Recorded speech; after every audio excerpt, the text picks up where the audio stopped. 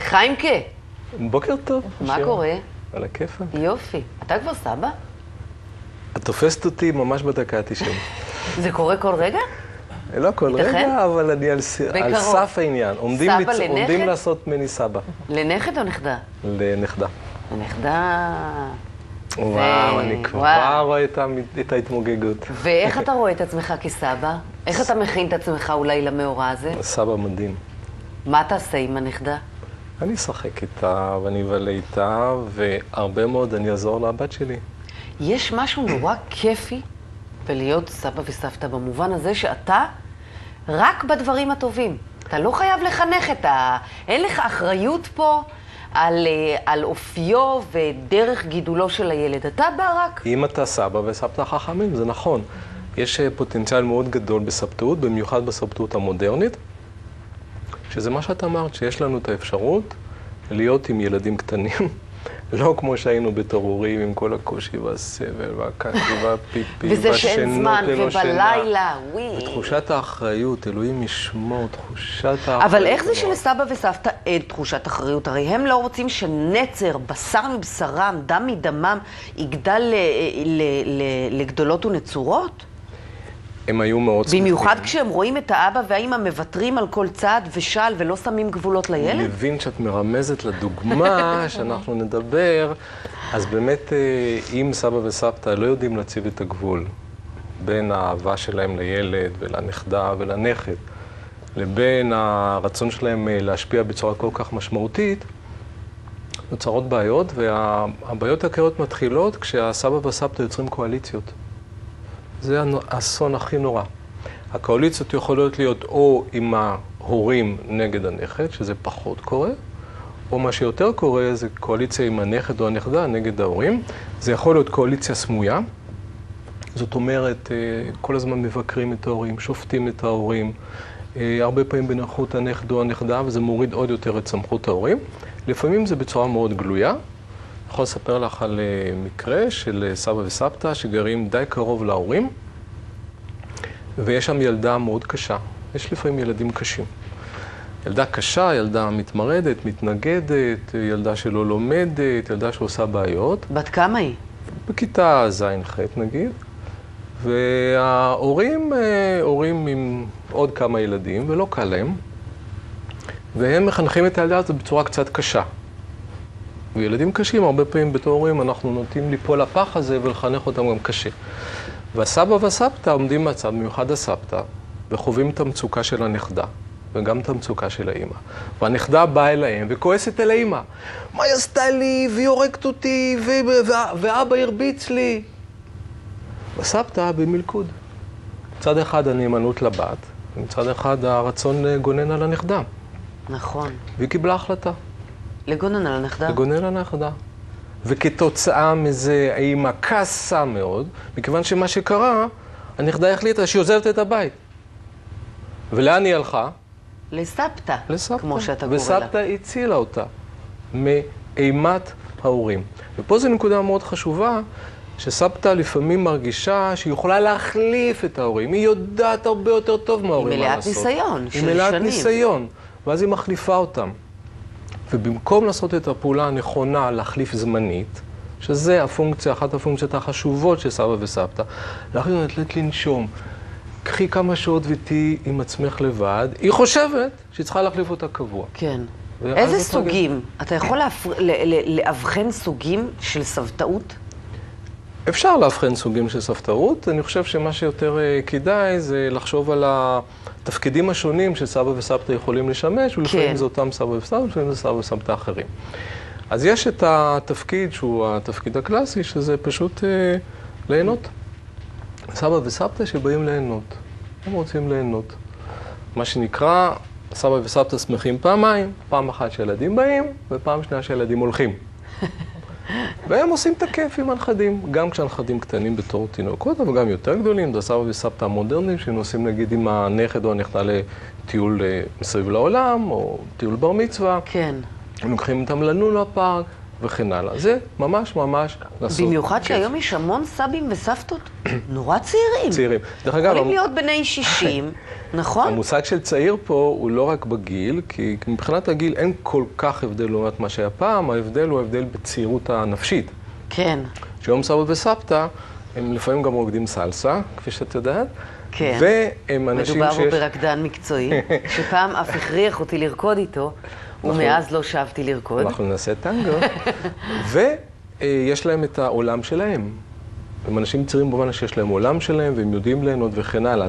ולכן גם יש להם יותר יכולת להתחבר לעולם של הנכדים, מה שלא היה בעבר. כשיש להם זמן. כי אם אני רוצה למשל לקבוע עם אמא שלי, צריכה לפתוח יומן, ברצינות. שזה אחת הבעיות, הרבה פעמים בסבתות המודרנית, שנוצרים קונפליקטים בין הסבא והסבתא לבין הורים מבחינת הציפיות. פעם סבתא הייתה עומדת לרשות הנכדים. אם היא רק יכולה, תמיד הייתה שם. היום לא, יש לנו את העולם שלנו, כן? ואנחנו מתחילים חוצפנים, אתם עובדים עוד, אתם נכון? נוסעים לחוץ לארץ, יש לכם חוגים, להעשרה, לריקודים, מה זה? נכון. די. אבל אני יכול להגיד לזכות ההורים הצעירים, בטח גם את, שהם בדרך כלל נורא מפרגנים לסבא וסבתא, והם מבינים שזה חשוב שסבא וסבתא ייתנו את הנתינה הזאת מתוך אהבה. הרבה פעמים יש כיבוד הדדי שמבינים שזה חשוב. תפקיד נוסף, נחזור לתפקיד. כן. תפקיד נוסף של סבא וסבתא, חוץ מליהנות, זה התפקיד בעצם של לחבר לשורשים. סבא וסבתא, גם היום, מייצגים איזשהו משהו של המשכיות. הרבה פעמים לספר לילדים, להסביר לילדים את השורשים של המשפחה שלנו, את השורשים אפילו של העם שלנו, של החברה שלנו, זה תפקיד מאוד מאוד חשוב, שהיום הרבה פעמים הורים לא עושים את זה. מפחדים לעשות את זה, אין להם זמן לעשות את זה, וזה חשוב. דבר נוסף, זה ללמד. יש לנו המון ידע. והרבה פעמים נכדים מוכנים לקבל מסבא וסבתא, כן. מה שהם לא מוכנים לקבל מהורים. הרי ברגע שהורים מתחיל לדבר עם הילד שלו, הוא אומר, מה אתה חופר לי? מה אתה חופר לי? נכון? סבא וסבתא, בכל אופן, יש קצת יותר סוג של יראה, לא כמו פעם, אבל יותר מוכנים לקבל. הם פחות גם דידקטים, הם עושים את זה בצורה יותר סיפורית, כאילו מניסיון אישי. אוקיי. אז אם הם היו בתקופת מצרים והפירמידות. אם הם יודעים לעשות את זה חכם, אז זה נכון, ואני חושב שהיום סבא וסבתא הרבה יותר רגישים לזה. ואפשר להגיד עוד תפקיד אחד שהוא מאוד מאוד חשוב, שזה הנושא של תמיכה. תמיכה רגשית, זה אולי הכי חשוב בעולם. תמיכה רגשית, היכולת של ילדים להרגיש, נכדים, שיש להם מקום שהוא הכי מוגן בעולם, ומה שההורים אמורים לתת, את האהבה ללא תנאי, וזה נורא נורא קשה לנו לתת בתור הורים את האהבה הזאת ללא תנאי, כשהילדים משגעים אותנו ורצים, אנחנו מתרוצצים לאולפן טלוויזיה אחד לשני. לסבא וסבתא, בגלל שהם משוחררים מקונפליקטים, בגלל שהם לא באים לחנך, בגלל שאין להם את הטרדות היומיומיות, יש הרבה יותר יכולת לאהוב ולהעניק ללא תנאי, וזה מאוד חשוב. לך היו סבא וסבתא? עדיין יש לך? אני אגיד שיש לי 4 ילדים. כן. שמתפנקים בצורה, ממש כל מה שחיים אמר קורה משני הצדדים, עם סבא, גם בילוי, גם פרגון, אבל גם תמיכה. את באופן אישי, לך היו סבא וסבתא? היו במובן שהיו, אבל לא תפקדו. זאת אומרת, זה היה נראה לי תקופה אחרת, הם היו נורא... לי אף פעם לא היה סבא. הם נפטרו בגיל מאוד צעיר. לא היה לי סבא, אבל הוא לא היה בתפקוד הזה, זה לא מה שחיים... שזה אחת הבעיות, מה שאת אמרת כרגע, זה בדיוק העניין. יש הרבה מאוד אנשים שהיו להם סבא וסבתא, אבל זה פרק זמן מאוד מאוד קצר, מכיוון שתוחלת החיים היום הרבה יותר גדולה. ואז יש סבא וסבתא, שהם בעצם עוברים כמה מחזורים. יכול להיות סבא וסבתא מאוד צעיר לנכד אחד, וסבא וסבתא הרבה יותר מבוגרים לנכד שני, ומלווים אותו לאורך תהליך התפתחות שפעם פשוט לא היה, וזה דבר נפלא. זו נראית לי גם חוויית סבא וסבתא, זה חוויה שכדאי לך לחוות בחיים. במיוחד אם היא טובה.